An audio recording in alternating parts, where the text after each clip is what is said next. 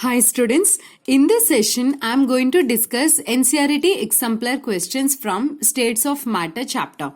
Let's start the session. This is the first question.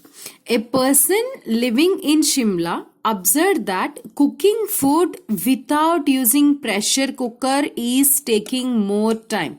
Then what is the reason for this observation? What is happening at higher altitude, like on the top of a mountain areas? Why a pressure cooker is required when compared to the normal cooking? Because at higher altitude pressure is low. Whenever pressure is low, actually what I mean by boiling, if you take any liquid, this liquid converts into vapor. This vapor exerts some pressure. This pressure, when it equal to atmospheric pressure,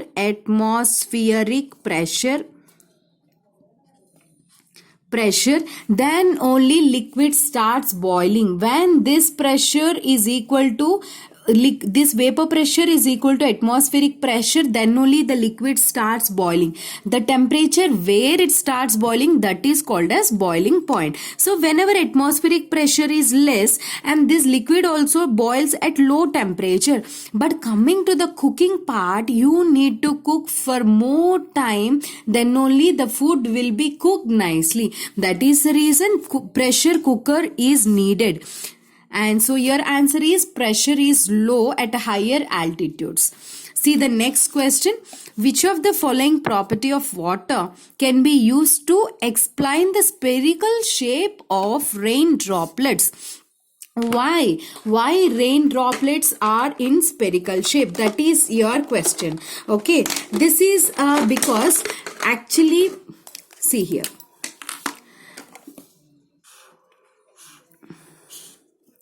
Here, whenever a molecule is present here, this molecule is attracted equally by all other molecules. But whenever a molecule is present on the surface here, this molecule is pulled by downward molecules. So the molecules which are present on a surface is under tension. It was pulled by downward molecules. But these molecules is pulling by all other molecules equally. So there is no net resultant action on this particular force on this inside molecule, bulk molecule. But whereas on the surface molecule, there is a more it is under more stress because of pulling of downward molecules. That is the reason always liquids, this is called surface tension. Liquids have the special property called surface tension, and always these molecules try to reduce the surface tension. Means when try to reduce the surface, so minimum surface they try to attain. Minimum surface to reduce the surface tension, they try to attain minimum surface. Obviously sphere shape is having minimum surface. That is the reason spherical, they have less volume. Spherical shape they attain. Liquids try to attain spherical shape to have a minimum surface. So your answer is due to surface tension. Question number 3. A plot of volume versus temperature. This is a graph of volume versus temperature. For a gas at constant pressure is a straight line passing through the origin. So here we have a different plot. See, these are a different plots. We are drawing the graph between volume versus temperature, and this is P1, P2, P3, P4. Different plots is there, means different pressures these are. Now what is the relation between P1, P2, P3, P4? Which is the higher, which is the lower? I am going to tell you a small trick you can apply for any graph from States of Matter chapter. Just draw on a straight line like this. Okay, so which states that temperature is constant. This straight line shows that you are taking temperature constant. What you are doing, you are taking temperature constant. Now the relation is between, now draw a horizontal lines like this. This is V1 volume because it is a P1 point, and this is your V2 volume, and this is V3 because this is a point which is touching P3 line, and this is V4. Now let us see the point. This is a P1 and V1. we know as per Boyle's law, pressure is inversely proportional to the volume. So V1, V2, V3, V4, if you observe this, V1 is more, because on y-axis this point is a more point. Okay, so when volume V1 is more, then P1 is less, because both are inversely proportional as per Boyle's law. And whereas V4 is less, then P4 is more. So P1, P2, P3, P4, if you observe the relation, P4 is more, then P4 is more, then P3, then P2, P1. Third option is the right answer. What you need to do? Just you have to draw one line, and you should make one thing as a constant. Either you can draw like this or draw like your wish. See the next question. The interaction energy of the London forces is inversely proportional to the sixth power of the distance between two interacting particles, but their magnitude depends upon. See here, London forces, these are the weakest forces, and whenever they depends. Actually, if a distance is shorter, you can observe these London forces. When distance is far is the distance, in these forces are almost negligible. You can say that this is which is inversely proportional to the R power 6. London forces are inversely proportional to the R power 6. This is a mathematical formula. Fine. But what happens, when coming to the complex molecules, large molecules, or you can say any complex molecules, what happens is their electron cloud is more. Electron cloud for these molecules, electron cloud is more. When electron cloud is more, then polarizability is very easy. Polarizability, because electron cloud, it will be easily polarized. Polarizability is more. Whenever polarizability is more, automatically magnitude, interaction energy is more. That is the reason it depends upon, magnitude depends upon polarizability of the particles. Larger the size, then electron cloud is more, then polarizability is more. Is it clear? Now next question. Dipole forces act between the molecules possessing permanent dipole. For example, see, this is one HCl. Okay, and this is another HCl. Now, this is, if you observe NaCl, it is having Na plus and Cl minus. Na plus and Cl minus, if ions, if you take, this is a completely positive charge, and this is completely negative charge. It is a complete charge. But whereas in case of HCl, it is withdrawing. I am talking about ions here, and here if you talk about any molecule, then what happens is this is more electronegative than a hydrogen. When chlorine is more electronegative than the hydrogen, this chlorine withdraws the electrons towards itself. So it gets a partial negative charge, and hydrogen gets a partial positive charge. So it is not complete -1 or a +1. It is a less than the electronic charge which we expect, because it is not a broken, it is not in ionic form, it is in a molecule form only, but there is due to electronegativity difference, so here it is less than the unit charge. Okay, so here more than unit electronic charge, equal to unit electronic charge, less than. So less than. Why less than? Because it is not a completely ion, it is a molecule. It draws the electrons partially, partial movement. Now the next question is, the pressure of a 1:4 mixture of dihydrogen and dioxygen enclosed in a vessel is 1 atmosphere. What would be the partial pressure of dioxygen? They are asking us to find the partial pressure. Okay, so let us see the formula. Pi is equal to, as per Dalton's law, this is a formula as per Dalton's law. Pi is equal to Xi into P total. This is our formula. Okay, now see here, this is a partial pressure of oxygen they are asking, which is equal to mole fraction of oxygen into P total. P total in a question is given, that is 1 atm, so into 1.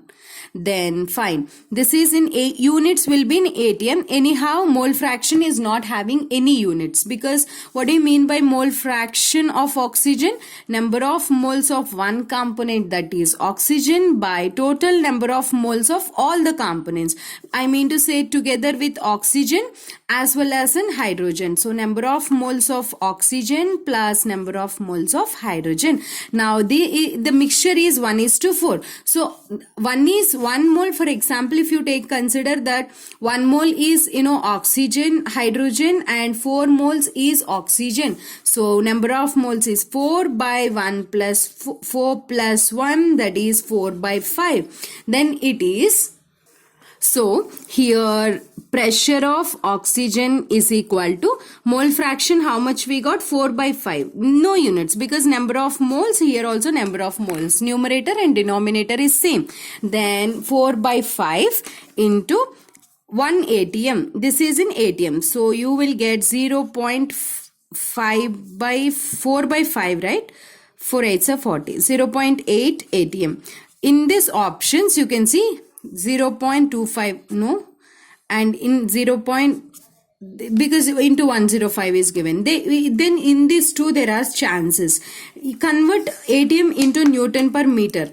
What is the Newton per meter square? What is the conversion? 1 atm is equal to 1 atm equal to 1.01325 into 10 power of 5. So you multiply with this 0.8 into 1.01 some 325 into 10 power of 5. Then you will get all around 0.8 only, because remaining you can almost less 0.1 you can neglect, because it's not given in option. And 5, then it will be, if it comes up, 8 into 10 power of 4. This is what? Newton per meter square. So here unit conversion is important. 8 into 10 power of 4 Newton per meter square, that is this option, 8 into 10 power of 4. This is 10 power of 5, this is 10 power of 4 Newton per meter square. Option 3. Now see the next question. As the temperature increases, the average kinetic energy of a molecules increases. Yes, if we increase the temperature, then molecules absorbs energy and start moving. When molecules starts moving, their kinetic energy also increases. What would be the effect of the increase of a temperature on a pressure at constant volume? When volume is constant for a fixed mass of a gas, we know that as per Gay-Lussac law, you can say that pressure is directly proportional to the temperature. This is as per Gay-Lussac law. So if you increase the temperature, then if we increase the temperature, pressure also increases. So option 1 is the correct answer. Next question. Gases possess characteristic critical temperature which depends upon the magnitude of intermolecular forces between the particles. What is this critical temperature? Critical temperature is a temperature above which we cannot liquefy any particular gas. For example, if 50 degrees Celsius is a critical temperature, then if you maintain 51 degrees Celsius, you cannot convert that particular particular gas into a liquid. So you have to, if it is in 100 degrees Celsius, you cannot liquefy because its critical temperature is 50. You have to bring the temperature down to 50 degrees Celsius from any other temperature.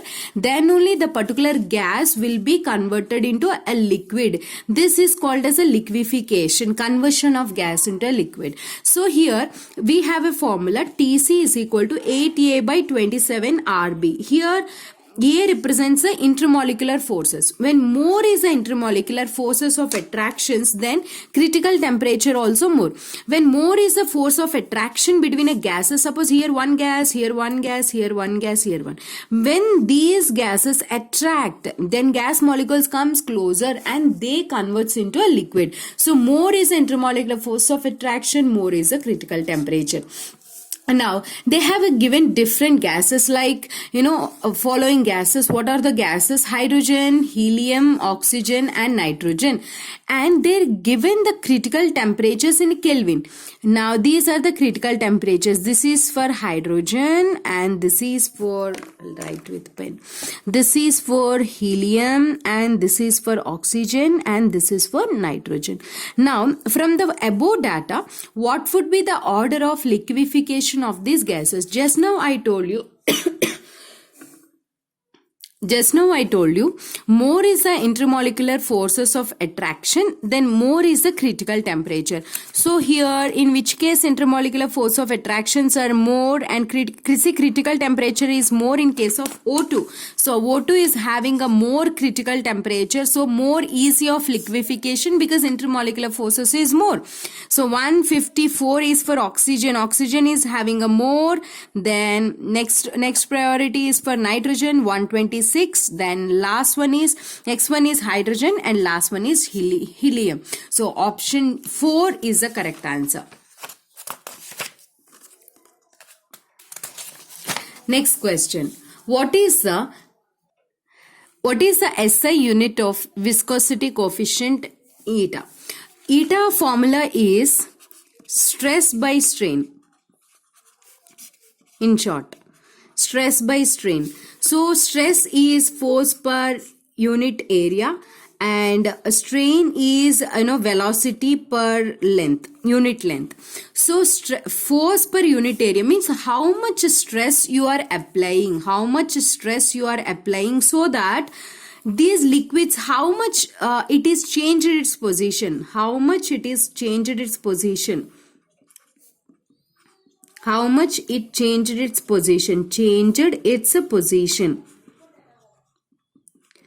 much stress you applied, so that how much it changed its position. So F by A by V by L. What is the unit of a force is Newton and area is meter square by volume, velocity meter per second and length is meter. So meter will be cancelled, then units are Newton.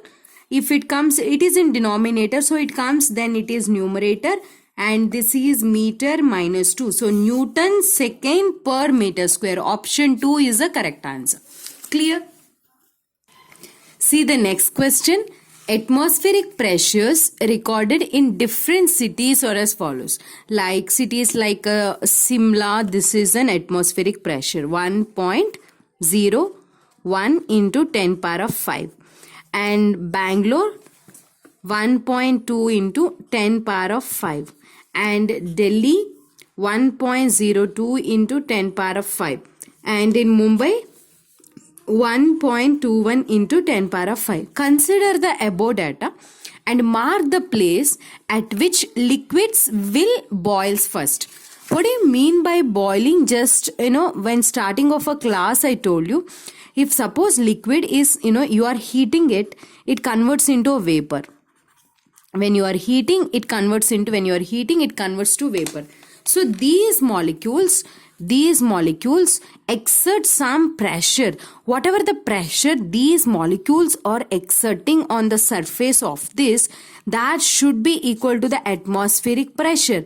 Then only the liquid starts boiling. So when these vapors are equal to atmospheric pressure, then only the liquid starts boiling. So when atmospheric pressure is low, like a place where in a Shimla, there their liquid starts boiling first, because atmospheric pressure is less. In all the 4 datas, here is a value is a low, so that pressure is a less, then the liquid boils easily first over there. See the next question. Which curve represents the curve of an ideal gas? What do you mean by an ideal gas? The gas which obeys all the laws. Simply to say, like a Boyle's law, Charles' law, Avogadro's law, Gay-Lussac's law, all these laws. As per Boyle's law, product of pressure into volume is constant. PV is a constant. So when you are drawing a graph between pressure PV versus either P or a PV versus a V. You can take a P or a V. Always you get a constant graph like this. This is for ideal gas. This is for ideal gas. So this is a curve you get. So this is a point B. So correct one is only B. Clear? See the next question. Increase in kinetic energy can overcome intermolecular forces of attraction. Yes, correct. Because whenever we increase the temperature, molecules absorbs energy and molecule starts moving. When molecule starts moving, then what happens is intermolecular forces of attraction will decrease, so that because they absorb some energy. Suppose here is a molecules, then these molecules, suppose there is a molecule, when we are heating, this molecule absorbs some energy and this molecule starts moving. When the molecule starts moving, the attraction between them will break and this starts moving. When it is moving, you can say that what happens to the viscosity? Actually, what do you mean by viscosity? For example, here you put some honey on a floor. Honey you put on a floor. Or you throw some water, which goes faster. Water goes very fast. And whereas a spoon of honey, if you put, then it falls very slowly. Why? Because if you imagine some liquid as a layer, this is layer 1, layer 2, layer 3. If you imagine like a layers, in this the particles, suppose this is one particle, this is another particle, there is some forces of attraction between the particles. These forces of attraction don't allow the molecule to move. That is called as a viscous. More is a force of attraction, more is the viscous nature, and more will be the viscosity. Whenever we increase the temperature, the force of attraction between the molecules decreases and molecule starts moving, so that it moves faster. Which moves faster means viscous nature is decreased, viscosity is decreased. So here when you increase the temperature, viscosity decreases. Option 3 is the correct answer. Last question. How does the surface tension of a liquid vary with an increase in a temperature? I already told you what is the surface tension. When a molecule is present on a surface, this molecule is attracted by all the molecules which are present down. So this molecule is under tension. This molecule was pulled by downward molecules like this. But when we increase the temperature, this molecule starts moving from its place. This molecule starts going because its kinetic energy is increased. So whenever it starts moving, the force of attraction of this molecule on this molecule decreases. So that whenever force of attraction decreases, surface tension also decreases. So how does the surface tension of a liquid vary with an increase in temperature? Is when you increase the temperature, surface tension decreases. So second option is the correct answer.